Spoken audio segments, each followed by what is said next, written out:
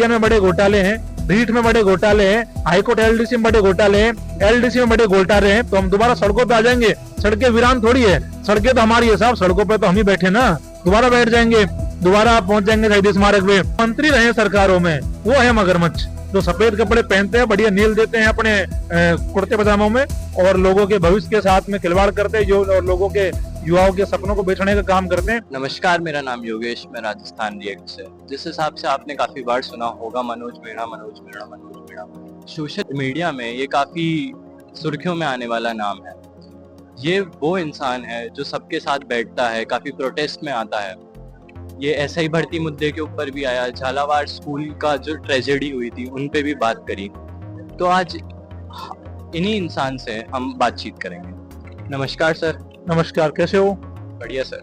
Sir, मेरा पहला सवाल इंटरव्यू में ये होगा कि अभी एसआई भर्ती को लेके कोर्ट के अंदर स्टे का ऑर्डर आया है, इस पे आप क्या कहना चाहेंगे? तो ऐसा है, ये अंतरिम आदेश है, अंतिम नहीं है और सबको अधिकार है, सबको हक है लोकतंत्र में अपनी बात रखने का। जो भी ट्रेन इंस्पेक्टर थे वो कोर्ट गए, डीबी में गए, सिंगल बेंच से हम जीते, भर्ती रद्द का निर्णय आया, वो डबल बेंच में गए और डबल बेंच में उनको अभी स्टे मिला है। और मेरा ये मानना है कि जब सुनवाई होगी अगली तो वो स्टे टूट जाएगा और उसके बाद फिर उनको अधिकार तो तब भी उनके रहेंगे, वो सुप्रीम कोर्ट जाएंगे। सुप्रीम कोर्ट में भी हो सकता है कि वो केस रजिस्टर हो और वहां भी सुनवाई हो उसमें, लेकिन फाइनली जो इस पर निर्णय रहेगा वो भर्ती रद्द का रहेगा। और ऐसा ही भर्ती आज भी रद्द है, कल भी रद्द रहेगी, क्योंकि इस भर्ती में बड़े लेवल पे फर्जीवाड़ा हुआ है, पूरा पेपर बिक गया। 859 पदों पे भर्ती थी, पूरे चोर थानेदार भर्ती हो गए और कहीं ना कहीं एक सिस्टम में गलत लोग ना घुसे, जिसको लेकर हमने लंबी लड़ाई लड़ी, 4 साल उसके लिए संघर्ष करा। हनुमान बेनीवाल जी के साथ 4 महीने शहीद स्मारक पर पूरी मजबूती से हमने दिन रात वहां धरने दिए और सरकार को झुकाने का काम करा और आज उसी का परिणाम है कि ऐसा ही भर्ती रद्द है। बाकी आगे हमें लगेगा कि कहीं ना कहीं अगर बात कहीं बिगड़ रही है और कहीं हमें लगेगा कि सरकार अपना इंटरफेयर कर रही है या सरकार अपनी तरफ से डीबी में कुछ प्रयास कर रही है उनके साथ में, सुप्रीम कोर्ट सरकार खुद जाएगी, तो हम दोबारा सड़कों पे आ जाएंगे। सड़कें वीरान थोड़ी है, सड़कें तो हमारी है साहब, सड़कों पे तो हम ही बैठे ना, दोबारा बैठ जाएंगे, दोबारा पहुंच जाएंगे शहीद स्मारक पे, दोबारा धरना लगा देंगे, दोबारा तंबू लगा देंगे, फिर शुरू कर देंगे आंदोलन। आंदोलन तो हमारे हक की बात है, हमारे अधिकार क्षेत्र की बात है और फिर लड़ेंगे, फिर युवाओं के लिए मजबूती से काम करेंगे। बाकी मेरा ये मानना है कि युवाओं के लिए बहुत काम करने की जरूरत है। राजस्थान में एक ऐसा ही भर्ती तो महज एक नाम है। मैं कह रहा हूँ आरएस में बड़े घोटाले हैं, जईएन में बड़े घोटाले हैं, रीट में बड़े घोटाले हैं, हाईकोर्ट एलडीसी में बड़े घोटाले हैं, एलडीसी में बड़े घोटाले हैं। ऐसी तमाम भर्तियां हैं जिनके सारे पेपर लीक है, सारे पेपर बिके हुए हैं। तो उसके लिए ये नहीं है कि एक भर्ती रद्द हो गई, काम पूरा हो गया। और ये तो लंबी लड़ाई है। मैं 6 सालों से लड़ाई लड़ रहा हूँ, पेपर लीक, भ्रष्टाचार, अन्याय, युवाओं के हित के लिए, युवाओं के हक अधिकारों के लिए, अब आम जनता के लिए हम लड़ रहे हैं, समाज में भी हम काम कर रहे हैं। तो कहीं ना कहीं हमारी लड़ाई बड़ी है, लंबी है और लड़ाई हमारी जारी रहेगी और अभी तो लड़ाई की शुरुआत है। इस हिसाब से आपने कहा कि काफी दूसरे क्षेत्र और है जिनके अंदर पेपर लीक के मामले देखते हैं और भी घोटाले हैं, तो भजनलाल जी ने कहा था कि इनमें मगरमच्छ को पकड़ा जाएगा। इस पे आप क्या कहना चाहेंगे? क्या इन घोटालों के अंदर भी कोई बड़े मगरमच्छ है जो भजनलाल जी ने अभी तक पकड़े नहीं है? मगरमच्छ तो बहुत है। सुनो मेरी बात, पेपर लीक होना कोई छोटा विषय नहीं है। राजस्थान के युवाओं के सपने लीक होना है और अगर राजस्थान के युवाओं के सपने लीक हो जाते हैं और सरकार कुछ नहीं कर पाए तो इससे बड़ी बेशरम बात कुछ हो नहीं सकती। युवा कितनी मेहनत से तैयारी करते हैं, एक गरीब किसान अपने बच्चों को बड़े शहरों में पढ़ाई के लिए भेजते हैं और फिर पर्चा लीक हो जाता है, क्या गुजरती होगी उन माँ बापों पे, आप बताओ मेरे को। और सरकार ये कहती है कि हम मगरमच्छों को पकड़ लेंगे, आगे से पेपर लीक नहीं होंगे। अरे भजनलाल जी, उनकी मेहनत में पानी फिर गया, उनका क्या है? अभी तो पेपर माफिया, यूनिक भामू जैसे लोग, सुरेश ढाका जैसे लोग जो एसआई, रीट, जईएन भर्ती में शामिल थे, वो विदेश भाग गए, उनको सरकार पकड़ नहीं पा रही। मगरमच्छों का मतलब ये है कि जो तो पेपर माफिया है, यूनिक भामू, सुरेश ढाका, वो तो एक माफिया ही कहूंगा मैं उनको, तो मछलियां है। जो राजनीतिक रूप से जुड़े नेता है, जो मंत्री रहे सरकारों में, वो है मगरमच्छ जो सफेद कपड़े पहनते हैं, बढ़िया नील देते हैं अपने कुर्ते पजामों में और लोगों के भविष्य के साथ में खिलवाड़ करते हैं, जो और लोगों के युवाओं के सपनों को बेचने का काम करते हैं, वो है मगरमच्छ। लेकिन वो एक भी नहीं पकड़ा गया। दुर्भाग्यपूर्ण बात यह है कि अशोक गहलोत जी भी कहते रहे थे कि हम पेपर लीक में जो भी मगरमच्छों को पकड़ेंगे, लेकिन किसी को नहीं पकड़ा। भजनलाल जी की सरकार तो इसी शर्त पे आई थी कि पेपर माफियाओं की कमर तोड़ देंगे, मगरमच्छों को जेल में डाल देंगे। ना तो पेपर माफियाओं की कमर टूटी, ना मगरमच्छ जेल में गए। तो कहीं ना कहीं मेरे को लगता है कि युवाओं को ठगा गया है, बेवकूफ बनाया गया है पेपर लीक के नाम पे, भ्रष्टाचार के नाम पे। और आज भी पेपर माफिया खुले में घूम रहे हैं और मगरमच्छ खुले में घूम रहे हैं, और वही मगरमच्छ भजन लाल जी से शाम सुबह मिलते भी है सिविल लाइंस में और वो काम भी करवाते हैं, क्योंकि पहले की सरकारों में वो मंत्री रहे हैं। भजन लाल जी को पता है कि मैं तो 3 साल सीएम रहूंगा, अच्छा काम तो कर नहीं रहा हूँ, आगे सीएम रहूंगा नहीं, सरकार इनकी आनी है तो मेरे को 5 काम मेरे हो जाएंगे बाद में। तो भजन लाल जी छोटे से लालच के लिए मगरमच्छों को नहीं पकड़ रहे हैं। तो कहीं ना कहीं मेरे को लग रहा है कि भजन लाल जी अब ईमान उन्होंने बेच दिया है और वो भी उनकी तरह ही शामिल हो गए हैं उन मगरमच्छों में। और भजन लाल जी भी अब मेरे को नहीं लगता कि मगरमच्छों को पकड़ेंगे। अब उन्होंने बस बात ही करी है युवाओं को बेवकूफ बनाने के लिए, बाकी और कोई बात नहीं है। जैसे एक वीडियो में देखा था जो काफी वायरल हुआ, आप पुलिस से बात कर रहे थे, उनने कहा था कि ये स्टूडेंट सारे आतंकवादी है जिनमें आप प्रोटेस्ट कर रहे थे, तो आपने अपना सीना चौड़ा करके कहा कि देखिए ये पुलिस वाले कैसे स्टूडेंट्स को आतंकवादी कह रहे हैं, जो कि आप प्रोटेस्ट कर रहे थे। बल्कि देखो ऐसा है, लोकतंत्र में आर्टिकल 19 सबको आजादी देता है प्रोटेस्ट करने की, ठीक है, और जब भी युवाओं के साथ अन्याय होगा तो हम उसकी लड़ाई लड़ेंगे, ये हमारा काम है। लेकिन अगर सरकार पुलिस के दम पर अगर हमें लड़ने से रोकेगी, उन युवाओं की आवाज उठाने से रोकेगी, और पुलिस जैसे अगर युवाओं को एक पार्क में बंद करके पटक दे, तो बंद करने का मतलब ये है कि क्या ये युवा कोई आतंकवादी है, कोई चोर है, कोई गुंडे हैं, आप उनके साथ आतंकवादियों जैसा व्यवहार कर रहे हो मात्र किस लिए कि वो आवाज उठा रहे हैं। अगर लोकतंत्र में आवाज उठाना गुनाह है तो मैं कह रहा हूँ लोकतंत्र किस बात का है, फिर अभिव्यक्ति की आजादी कहाँ चली गई? फिर हम तो सबसे बड़े लोकतांत्रिक देश में रहते हैं और दुहाई देते हैं कि भारत देश सबसे बड़ा लोकतांत्रिक देश है। फिर कई का बड़ा देश है भारत देश, अगर आदमी को बोलने की आजादी नहीं है, बात रखने की आजादी नहीं है, युवाओं के मुद्दों पे आगे आने की आजादी नहीं है, तो मेरे को लगता है कहीं ना कहीं सारी दलीलें फिर झूठी है। और इसी को लेकर हम संघर्ष कर रहे थे युवाओं के लिए, और सरकार ने पूरे पार्क को छावनी बना दिया, पूरे एसपी डीएसपी वहां लग गए, पूरे पार्क को घेर लिया। और जब आप पुलिस से हम आर्ग्यूमेंट कर रहे थे तो उन्होंने उस पार्क से निकलने नहीं दिया।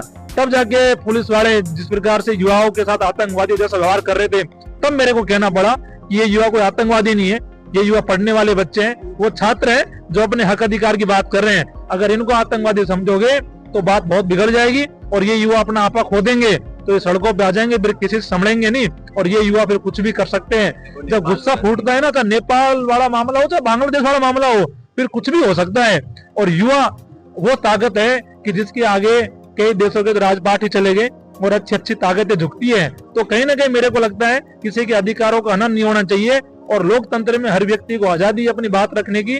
जब जब युवाओं के साथ गलत होगा तब तब मनोज मीणा खड़ा मिलेगा, तब तब थोड़ी छाती करके उनके लिए आर पार की लड़ाई लड़ेगा और पूरी ताकत से लड़ेगा। चाहे सरकार अपनी पूरी फोर्स लगा दे, पूरी मिलिट्री लगा दे, चाहे सरकार कुछ भी करे, लेकिन कभी भी हिम्मत नहीं हारेंगे और युवाओं पे जब जब आंच आएगी तब तब उनकी लड़ाई लड़ेंगे। जैसे हम पुलिस की बात पे आ ही गए हैं, तो मेरा एक और सवाल है कि आपने बोला था कि आप और किरोड़ी लाल मीणा नीम के पेड़ के नीचे बैठे थे, उस समय पुलिस वालों ने लाठी बरसाई, तो इस पे आपका क्या कहना है? देखो ऐसा है, जब ऐसा ही भर्ती का पेपर लीक होगा उस समय का वाकया है। उस समय जब सबसे पहले उस दिन मैं शहीद स्मारक पे पहुंचा था, आज से 4 साल पहले की बात है, 2021 में सितंबर महीने की बात है। तब सुबह से शाम हो गई और पुलिस जब हमें खदेड़ने लगी, रात को 9 बज रहे थे और पुलिस ने हम पे लाठियां चलाई और हमें वहां से भगाया। जब पुलिस ने भगाया तो हमारी किरोड़ी लाल जी से बात हुई। किरोड़ी लाल जी ने कहा कि मैं 1-1.5 घंटे में पहुंच जाऊंगा और किरोड़ी लाल जी हमारे बीच 1-1.5 घंटे में आए और फिर पुलिस वालों को फटकार लगाई और हमारे साथ वो 4 दिन वहां धरने पे बैठे नीम के पेड़ के नीचे, वहीं मच्छरों में बैठे रहे, वहीं सोए, वहीं बारिश में भीगे। तो हमें लगा कि कहीं ना कहीं किरोड़ी लाल जी वो व्यक्ति है जो युवाओं के लिए हमारी तरह भिड़ रहे हैं, लड़ रहे हैं, खड़े हुए हैं और किरोड़ी लाल जी ने युवाओं का साथ दिया। इसीलिए मैंने उस दिन कहा था जिस दिन भर्ती रद्द हुई कि किरोड़ी लाल जी ने लड़ाई शुरू करी थी, हनुमान जी ने खत्म करी है और दोनों नेताओं को सिरे जाता है इसका। तो कुछ लोग कह रहे थे कि ये तो किरोड़ी लाल जी ने रद्द करवाई है, ये तो हनुमान जी ने रद्द करवाई है, ये तो भजन लाल जी ने रद्द करवाई है, कुछ भजन लाल जी के समर्थक भी थे 1-2। तो कहीं ना कहीं मेरे को लगता है कि सिरे की कोई लड़ाई नहीं थी, दोनों नेताओं का योगदान था। दोनों नेता बड़े हैं और दोनों नेता संघर्षों के आदी है और दोनों नेता संघर्ष की भट्टी से निकल के आए हैं और जिन्होंने खूब संघर्ष किया, खूब सारी लड़ाइयां लड़ी है। और किरोड़ी लाल जी से मुझे बहुत कुछ सीखने को मिला है। पहले उनके साथ जब हम शुरुआती दौर में आंदोलन सीख रहे थे 4-5 साल पहले, तो बहुत कुछ उनके साथ रह के हमने सीखा है और पिछले 4-5 महीने लगातार हनुमान बेनीवाल जी के साथ शहीद स्मारक पे बैठ के बहुत कुछ सीखा है कि कैसे लड़ाई ताकत से लड़नी है, मजबूती से लड़नी है। तो कहीं ना कहीं जो आंदोलनों की जो परिपाटी हमारी है और जो आंदोलनों की हमें सीख मिली है वो इन्हीं नेताओं से मिली है, और इन्हीं नेताओं को देख देख के आंदोलन करना हमने सीखे भी है, और युवाओं की आवाज को मजबूती से भी रखने का काम भी कर रहे हैं, और मजबूती से लड़ भी रहे हैं। और आपको आने वाले दिनों में ये ताकत और ये आवाज और मजबूती से राजस्थान के युवाओं के लिए उठाई देती हुई आवाज सुनाई देगी। तो मेरा अगला सवाल ये है कि जिस हिसाब से नरेश मीणा शहीद स्मारक पे अभी धरने पे बैठे हैं, उन्हें सोशल मीडिया पे न्यूज चैनल के थ्रू मांग करी है कि जो भी उनको पसंद करते हैं, जो भी उनको मानते हैं, वो यहाँ पे आए, उनके साथ उनके प्रोटेस्ट में शामिल हो। तो क्या आप उनके साथ बैठना चाहेंगे? क्या आप उनके प्रोटेस्ट में शामिल होंगे?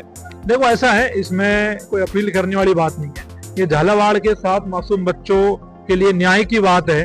नरेश मीणा जी का कोई व्यक्तिगत प्रोटेस्ट नहीं है जो वो किसी को नोता दे या किसी से ये कहे कि तुम आओ मत आओ। ये तो जिनके मन में उन बच्चों के लिए भाव है, उन सबको इसे मदद करनी चाहिए। और रहा सवाल मेरा, तो थोड़ी बहुत देर बाद में जैसे उनकी प्रेस कॉन्फ्रेंस खत्म होगी उसके बाद मैं शहीद स्मारक जाऊंगा और उन बच्चों के लिए न्याय की बात हम भी करेंगे, क्योंकि उन बच्चों के लिए न्याय की लड़ाई लड़ रहे। सवाल ये नहीं है कि नरेश मीणा के साथ बैठे नहीं बैठे, क्या करेंगे क्या नहीं करेंगे।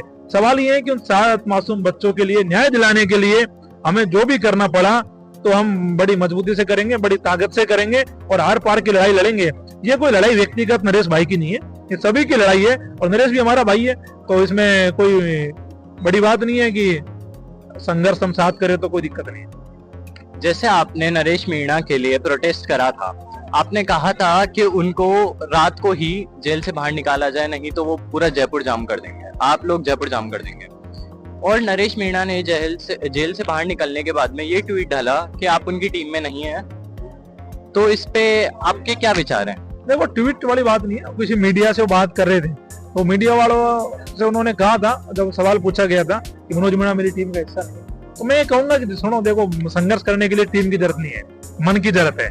और मनोज मीणा का मन बहुत बड़ा है, और उसके लिए जरूरी नहीं है कि मैं नरेश मीणा की टीम में रहूं या किसी और की टीम में रहूं। मैं पिछले 6-7 साल से युवाओं के लिए संघर्ष कर रहा हूँ, तो जो उस समय किसी टीम में थोड़ी था मैं, युवाओं का साथ मिला, आम जनता का सहयोग मिला, तो सड़कों पर निकल पड़े और लड़ाई लड़ रहे हैं। और उसी समय भी जब नरेश वाला कांड हुआ, समरावता कांड हुआ, तो उनके लिए हमने विधानसभा घेराव का ऐलान किया और उनके लिए आर पार की लड़ाई लड़ी, उन्हें जेल से बाहर निकलवाया। तो मेरा ये मानना है शुरू से ही कि आपको किसी की मदद करने के लिए, संघर्ष करने के लिए कोई भी पार्टी, कोई भी दल, कोई भी टीम, किसी भी व्यक्ति के साथ होने की जरूरत नहीं है। उसके लिए आपका बड़ा मन होना चाहिए, आपकी इच्छा शक्ति होनी चाहिए लड़ने की, काम करने की, और वो हमने करके दिखाया। तो मेरा तो ये मानना है कि उसके लिए टीम की जरूरत नहीं है, पहली बात तो। और दूसरा, ये सही बात है, नरेश मीणा जी ने कहा कि मनोज मीणा मेरी टीम में नहीं है, और इसमें कोई दोहरा ही नहीं है कि उनकी टीम में मैं नहीं हूँ, ये उन्होंने बिल्कुल सही कहा है। लेकिन मेरा ये मानना रहा है शुरू से ही कि उसके लिए टीमों की जरूरत नहीं होती, उसके लिए मन की जरूरत होती है। और मनोज मीणा का मन बहुत बड़ा है। आने वाले समय में भी जब भी नरेश भाई को जरूरत पड़ेगी, जब भी आम जनता को जरूरत पड़ेगी, जब भी युवाओं को जरूरत पड़ेगी, तो उसके लिए भी मैं बिना टीम संघर्ष करूंगा, मैं बिना टीम खड़ा रहूंगा। क्योंकि मनोज मीणा के साथ में आम जनता की टीम है, मनोज मीणा के साथ में राजस्थान के युवाओं की टीम है, मनोज मीणा के साथ में सब लोगों का प्रेम है। तो मेरे को नहीं लगता कि और टीमों की जरूरत हो फिर मेरे को। जब लोग मेरे साथ है, जनता मेरे साथ है, युवा मेरे साथ है, तो फिर संघर्ष करने में पीछे क्यों रहेंगे।